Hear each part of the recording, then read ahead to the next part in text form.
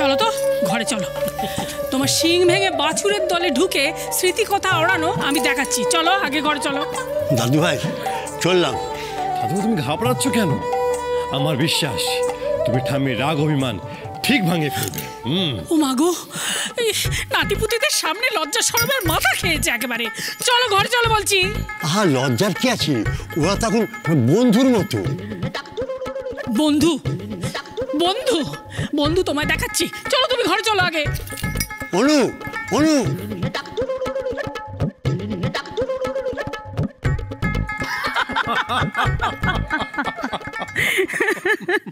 তবে যাই বল না কেন আর্য, এখনো বাবা আর মায়ের মধ্যে খুনসুটিটা কিন্তু বেশ ভালোই হয়। কিন্তু আজকে আমাদের বুড়ো কমরেডের কপালে দুঃখ আছে, আমি বলেছিলাম তোমাকে। সত্যি বাবা আর মায়ের সম্পর্কটা দেখলে না মনটা ভালো হয়ে যায়। এখনো দুজনের মধ্যে কত মিল বলতো। আর এখনকার সম্পর্কের মধ্যে কত সমস্যা, কত দূরত্ব, কাছে থেকেও একে অপরের থেকে কত দূরে সবাই, কত জটিলতা। কার কথা হচ্ছে শুনি? আরে অংশ, তুই কোথায় ছিলিস? তুই কিন্তু মিস করলি। একটু আগে যা হলো দাদু ঠাম্মির মধ্যে, শুধু দেখতিস একবার। হলো কি বলছিস রে? এখনো দেখ গিয়ে হয়তো ঘরে হচ্ছে। আর ভালো কথা, তোর ব্যাপারটা কি বলতো? হ্যাঁ কেন কাকিমণি, আমার আবার কি হবে? ভাই তুমি সকালবেলা উঠে কোথায় চলে গেছিলে? ও এই ব্যাপার। এই ব্যাপার মানে? এই ব্যাপারটা তোর খুব সামান্য বলে মনে হচ্ছে? সকাল সকাল কাউকে কিছু না বলে এভাবে হুট করে বাড়ি থেকে বেরিয়ে গেলি। ফ্যাক্টরিতে কোনো কাজ পড়ে গেছিল? না কাকিমণি, আমি আসলে নিজের কাজে বেরিয়েছিলাম, ফ্যাক্টরি বা আউটলেট কোথাও যাইনি। নিজের কাজ? তাও আবার আজ সকালে? তাহলে কি কাল রাতের কথা ভাই সব জেনে গেছে? অংশ, তুই তাহলে কোথায় গেছিলিস? আমারও তো সেটাই প্রশ্ন। তুই তাহলে গেছিলিস কোথায় এত সকাল সকাল? কাউকে কিছু না বলে সেটা তো জানতে হবে। কাকিমণি, একটা গিফট আনার ছিল। গিফট? কার জন্য? চুমকির জন্য, সারপ্রাইজ গিফট। ওয়েল ডান ভাই, খুব ভালো করেছিস। এইভাবেই তুমি সবটা ঠিক করে দিও রাধা মাধব, সব ঠিক করে দিও।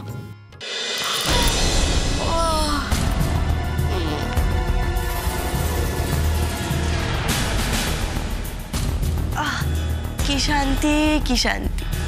বিয়ের এতদিন পর এই প্রথমবার এত শান্তিতে ঘুমালাম। এখন তো নিচে গিয়ে কাউকে কৈফিয়ত দিতে হবে না। কেন এত ঘুম, কিসের জন্য এত দেরি? বাবা গো বাবা, ঘুমিয়েছি না ডাকাতি করেছি সেটা বোঝাই যায়। শাশুড়ি তো না, একেবারে যেন হিটলার, সবাই দেখলেই যেন ভয় কেঁপে ওঠে। থাক বাবা থাক, যেখানে গেছে সেখানেই থেকে যাক, আর আসার আর কি দরকার। বোকা হাদা ভালো মানুষ চারু, সবই তো ঠিকঠাক সামলে নিয়েছে। চারু চারু চারু, বেচারি চারু, এবার তোর কি হবে? এবার তোকে বাঁচানোর জন্যে তো শাশুড়ি মাও নেই। কি হবে তোর? তোকে তো আমি কাল রাতেই অর্ধেক শেষ করে ফেলেছি।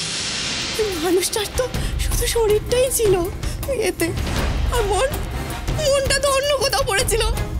আমি ওর কেউ না রে চারু, আমি ওর কেউ না। আমি কি নিয়ে বাঁচবো বল না চারু? শোন না চারু, আমাকে না মরে যেতে দে।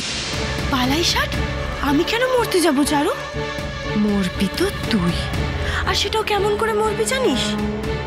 না খেতে পেয়ে চুমকি তোর মুখের খাবারটুকু কেড়ে নেবে। সিঁদুর মিথ্যে হয়ে গেছে, আমার শাখা বলা মিথ্যে হয়ে গেছে, আমার সব কিছু মিথ্যে হয়ে গেছে। অমন করে বলিস না চুমকি। চারু তুই খুব ভালো রে চারু, তুই খুব ভালো। দাদা ভাই তোকে কত ভালোবাসে, সংসারের সবাই তোকে কত ভালোবাসে। আর আমি জানি রে, তুই মা বাবার খুব ভালো করে খেয়াল রাখবি। আর আমায় দেখ, আমি না পারলাম ভালো মেয়ে হতে, না পারলাম ভালো বউ হতে। বাহ চুমকি বাহ, কি ডায়লগ! আমাদের চারু তো ওখানেই কাট। আগে ঢেঁড়স পটটা, তারপর আমি। একদিনে পরপর এত চাপ, আমাদের চারু কি করে সামলাবে?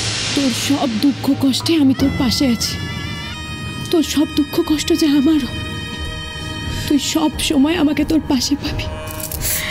এই বাড়িতে যা কিছু আমার, তার প্রত্যেকটার উপর তোর সমান সমান অধিকার আছে।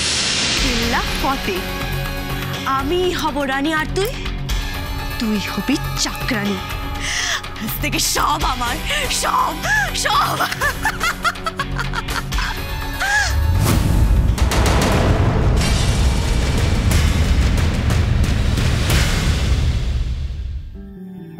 চারু, দাদু আর ঠামি ভালোবাসাটা কেমন লাগলো আপনার? বিয়ে হয়ে এই বাড়িতে আসার পর থেকে আমার আর আপনার মধ্যে কি কি হয়েছে আপনি তো জানেনই। সত্যি কথা বলতে ওই সময় ঠাম্মির কথাতেই আমি ভরসা পেয়েছিলাম। ঠামি জানতো নাকি আমাদের কথা?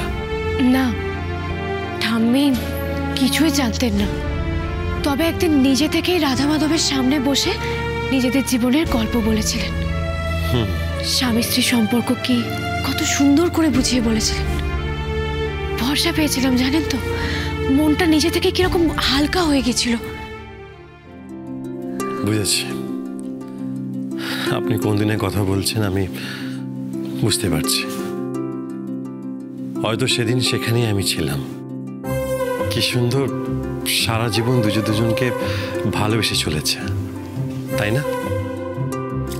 ঠাম্মি সবসময় এক কথাই বলেন, এই সব কিছু সামলাতে পেরেছে শুধুমাত্র উনি ছিলেন বলে। সংসারে স্বামী হলো মেয়েদের একমাত্র শক্তি। চারু, আমিও থাকবো, সবসময় আপনার পাশে থাকবো আজীবন, ঠিক দাদুর মতো। তাহলে আমরাও পারবো। পারবো তো। আমাদের ভালোবাসাও দাদু ঠাম্মির মতো বৃদ্ধ হবে, কিন্তু পুরনো হবে না, আর সেটা আজীবন বেঁচে থাকবে।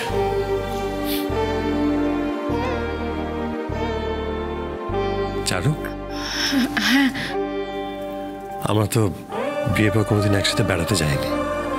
আপনি যাবেন আমার সাথে? চলুন না, আমরা একসাথে বেরিয়ে আসি। হ্যাঁ, এই বাড়িতে যা কিছু আমার, তার প্রত্যেকটার উপর তোর সমান সমান অধিকার আছে। না, কি হলো? আপনি এক্ষুনি তো বললেন আপনি যাবেন। আসলে বুঝে বলিনি। এখন তো বাড়িতে মা নেই, তাই সব কিছু ঠিক মতো সামলানোর দায়িত্ব তো আমার। আপনি বলুন না, এখন এই সব কিছু ছেড়ে কি বেড়াতে যাওয়া ঠিক হবে?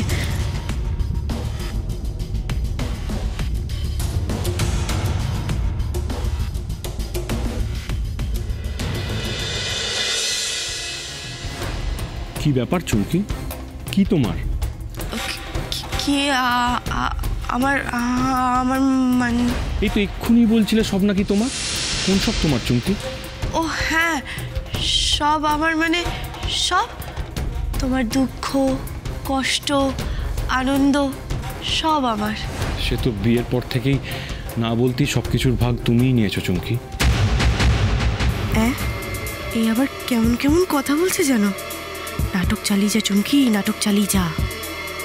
হ্যাঁ, এখন তো তুমি আমার সব গো। বিয়ের পর তো মেয়েদের স্বামী সব হয় গো। জানি, তবে এখন অবধি ঠিকমতো বুঝে উঠতে পেরেছি কিনা জানি না। খুব বেশি সময় লাগবে না, এইটুকু বলতে পারি। ওমা, অমন করে বলছো কেন? আমার তো তোমার প্রতি কোনো অভিযোগ নেই গো।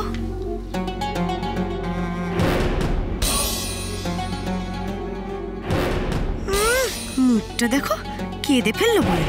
যাকে যাক। হাতটা অমন করে পেছনে রেখে কথা বলছে কেন?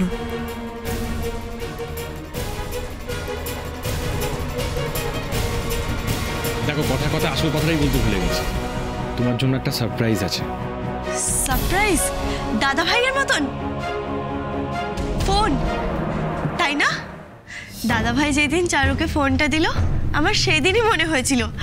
আসলে না, আমি বলতে পারিনি, কিন্তু আমি ঠিক জানতাম আজ না হোক কাল তুমি আমার জন্য একটা ফোন আনবেই। এটা ফোন না। তাহলে? এটা তোমার স্বপ্ন পূরণের পাসপোর্ট।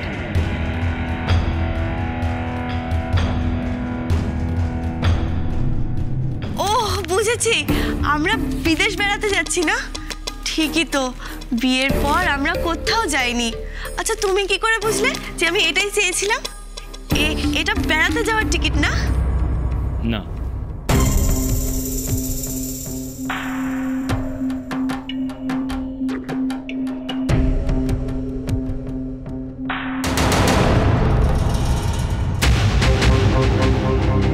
আমি জানি চুমকি, তুমি হয়তো এটা আশা করোনি। আসলে আমরাই তো জানতাম না, কিন্তু যখন জানতে পারলাম তখন কি করে চুপ থাকি বলো?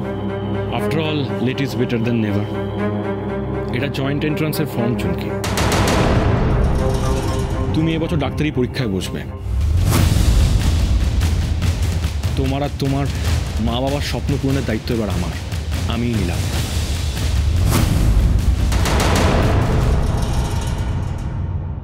তুমি আমায় শক্তি দাও ঠাকুর, আমি যেন এইভাবেই চুমকির পাশে থাকতে পারি। যে খেলা আমি শুরু করেছি চারু, তুই শেষ হয়ে যাবি। এইবার দেখ, এই চাবি তোর কাল হবে।